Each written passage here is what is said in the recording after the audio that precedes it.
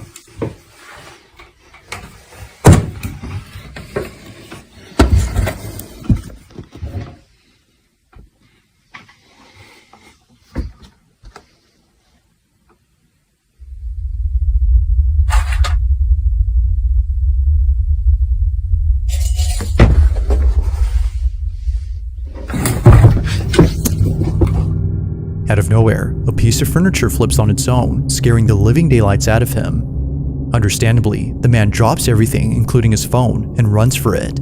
Clearly, he was freaked out by whatever just happened. To this day, he stays at a friend's, where both he and his friend continue talking about this incident. They both agree that something haunts the attic, if not the whole house. But thankfully, it was all caught on camera. So then, just what exactly had been inside the attic? Let me know your thoughts on this one.